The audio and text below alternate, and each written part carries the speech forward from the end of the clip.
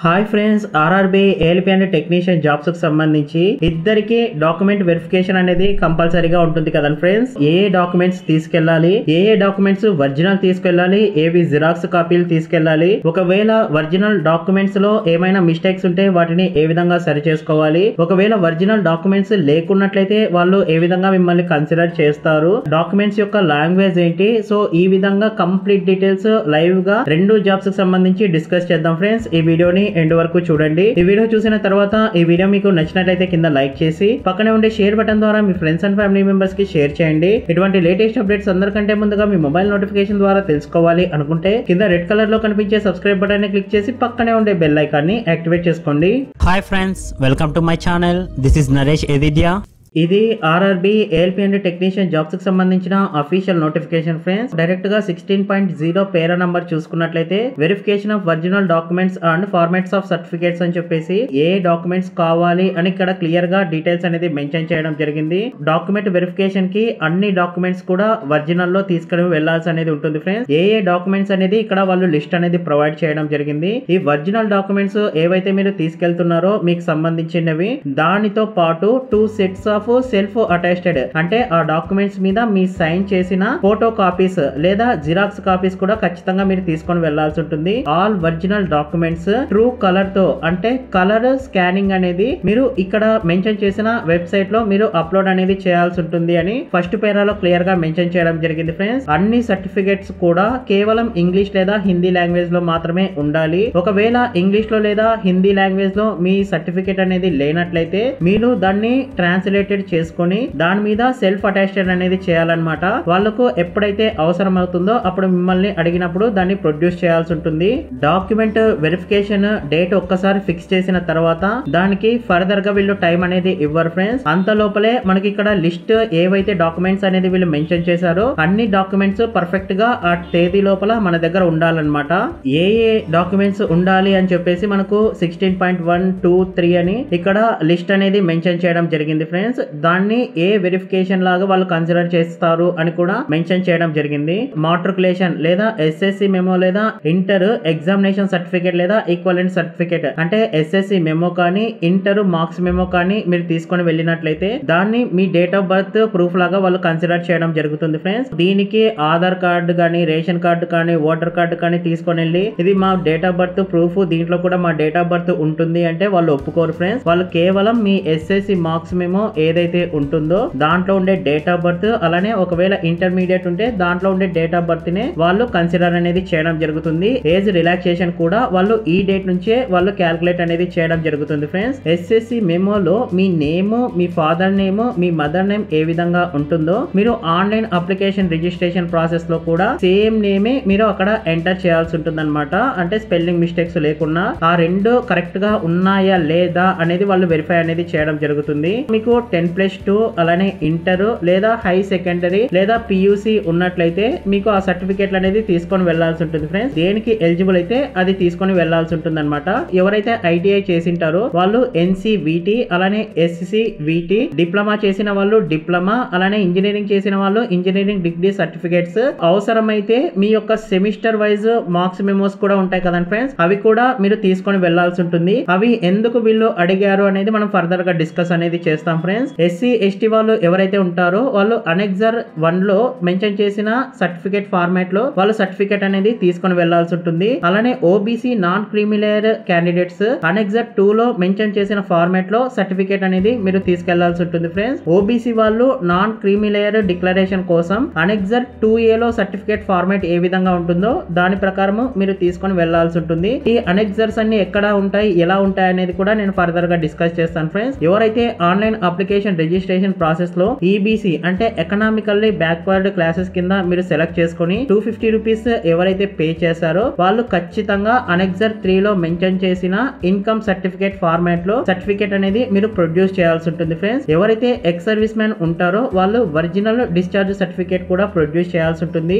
Aadhaar card ఏదైతే ఉంటుందో దానికి 2 సైడ్ బోత్ సైడ్ కాపీస్ అనేది మీరు తీసుకొని వెళ్లాల్సి ఉంటుంది ఫ్రెండ్స్. ఎవరైతే PWD క్యాండిడేట్స్ ఉంటారో వాళ్ళు అనెక్సర్ 5A 5B 5C లో మెన్షన్ చేసిన విధంగా మెడికల్ సర్టిఫికేట్ అనేది మీరు తీసుకొని వెళ్లాల్సి ఉంటుంది. ఎవరైతే సర్వింగ్ ఎంప్లాయీస్ ఉంటారో వాళ్ళు డేట్ ఆఫ్ అపాయింట్మెంట్ తో సహా NOC సర్టిఫికేట్ అనేది తీసుకెళ్లాల్సి ఉంటుంది ఫ్రెండ్స్. NOC అంటే నాన్ అబ్జెక్షన్ సర్టిఫికేట్ అన్నమాట.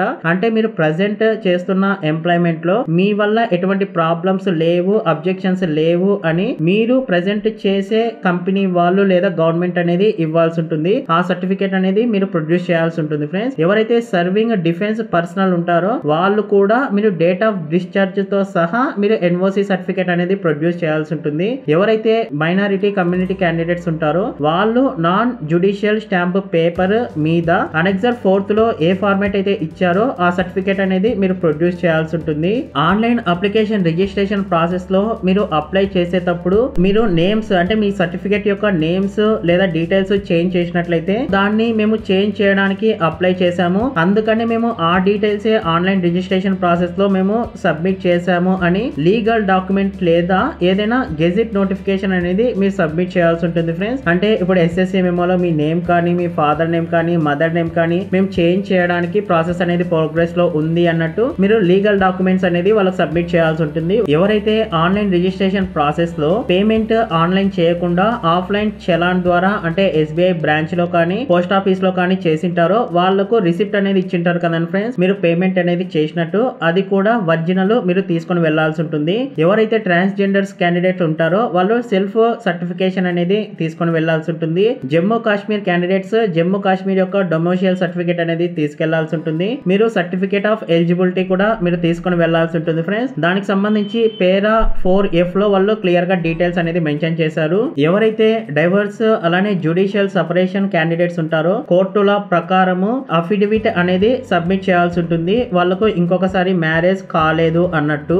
ఎవరైతే విడో క్యాండిడేట్స్ ఉంటారో స్పౌస్ యొక్క డెత్ సర్టిఫికేట్ తో పాటు అఫిడవిట్ అనేది సబ్మిట్ చేయాల్సి ఉంటుంది ఫ్రెండ్స్. వాళ్ళకి ఇంకా రీమ్యారీడ్ కాలేదు అని చెప్పేసి. Ex service men candidates civil employment లో ఎవరైతే ఉంటారో వాళ్ళు NOC అంటే నాన్ అబ్జెక్షన్ సర్టిఫికేట్ అనేది సివిల్ ఎంప్లాయర్ నుంచే మీరు సబ్మిట్ అనేది చేయాల్సి ఉంటుంది డాక్యుమెంట్ వెరిఫికేషన్ ప్రాసెస్ లో. ఎవరైతే SC ST OBC non creamy layer ex service man PWD candidates కి రిజర్వేషన్ లేదా ఏజ్ రిలాక్సేషన్ ఉంటుందో ఖచ్చితంగా వాళ్ళు ఈ ఫార్మాట్లలో వాళ్ళ యొక్క క్యాస్ట్ సర్టిఫికేట్ అనేది కంపల్సరీగా ప్రొడ్యూస్ చేయాల్సి ఉంటుంది ఫ్రెండ్స్. పైన వాళ్ళు ఏ కేటగిరీ వాళ్ళకు ఏ సర్టిఫికేట్లు ఏ అనెక్సర్ లో మెన్షన్ చేశారు అని లిస్ట్ అనేది మెన్షన్ చేశారు కదా, ఆ ఫార్మాట్ లో ఖచ్చితంగా మీరు ఒరిజినల్ అనేది డాక్యుమెంట్ వెరిఫికేషన్ అప్పుడు ప్రొడ్యూస్ చేయాల్సి ఉంటుంది. ఒకవేళ మీరు ప్రొడ్యూస్ చేయనట్లయితే మీకు ప్రాబ్లం అనేది ఏముండదు. కానీ మీకు ఏదైతే రిజర్వేషన్ ఉంటుందో అలానే ఏజ్ రిలాక్సేషన్ ఉంటుందో దాన్ని క్యాన్సిల్ చేసి మిమ్మల్ని అన్రిజర్వ్డ్ క్యాండిడేట్స్ గా కన్సిడర్ అనేది చేయడం జరుగుతుంది ఫ్రెండ్స్.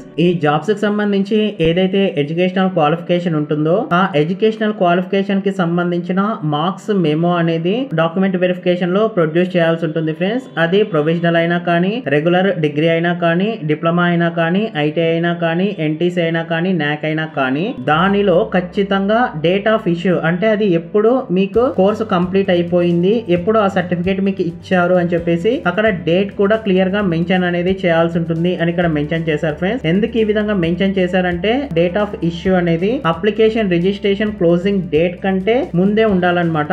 ఒకవేళ తర్వాత ఉన్నట్లయితే మీరు ఈ జాబ్స్ కి నాట్ ఎలిజిబుల్ కదా. సో మీరు ఆ విధంగా ఎవరైనా అప్లై చేస్తే అక్కడ వాళ్ళను రిజెక్ట్ అనేది చేయడం జరుగుతుంది ఫ్రెండ్స్. ఒకవేళ మీరు online application registration closing date కంటే మీ డిగ్రీ లేదా మీ క్వాలిఫికేషన్ అనేది ఈ జాబ్స్ కి సంబంధించి ముందే కంప్లీట్ అయిపోయినట్లయితే మీకు తర్వాత సర్టిఫికేట్ వచ్చి అప్పుడు మీకు సర్టిఫికేట్ డేట్ వచ్చినట్లయితే మీరు సపరేట్ గా అంటే సెమిస్టర్ వైజ్ మార్క్స్ మెమోస్ అనేది ఉంటాయి కదండి ఫ్రెండ్స్. దాంట్లో మనకు డేట్ లేసి మనకు కంప్లీట్ అయిపోయినట్లు అవి ముందుగానే వస్తాయి కదా, ఆ మెమోస్ అనేది మీరు తీసుకొని వెళ్తే సరిపోతుంది అని ఇక్కడ క్లియర్ గా మెన్షన్ చేయడం జరిగింది ఫ్రెండ్స్. అందుకనే మనకు సెమిస్టర్ వైజ్ మార్క్స్ మెమోస్ కావాలి అని వాళ్ళు స్టార్టింగ్ లో మెన్షన్ చేయడం జరిగింది. అవసరమైనప్పుడు మనము పైన అనెక్సర్ 1, 2, 3, 5, 6, 5A ఆ విధంగా డిస్కస్ చేశాం కదండి ఫ్రెండ్స్. సేమ్ నోటిఫికేషన్ లో మనకు 18వ పేజీ నుంచి వీళ్ళు ఇక్కడ చూడొచ్చు మీరు రైట్ సైడ్ టాప్ లో అనెక్సర్ 1 అని చెప్పేసి అలానే అనెక్సర్ 2 అని చెప్పేసి సో అనెక్సర్ 2A అని చెప్పేసి ఈ విధంగా వాళ్ళు సర్టిఫికేట్ ఫార్మాట్స్ అనేది మెన్షన్ చేయడం జరిగింది.